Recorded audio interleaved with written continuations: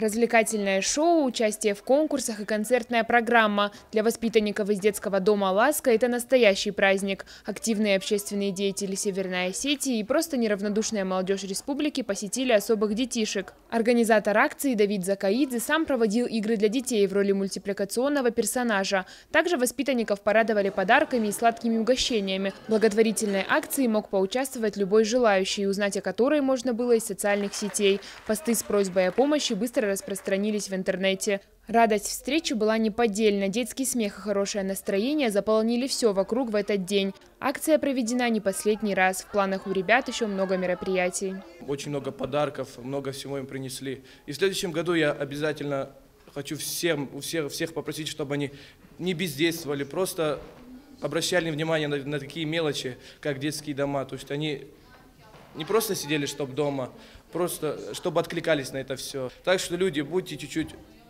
повеселее, будьте чуть-чуть добрыми и обращайте внимание на такие вещи, как благотворительность.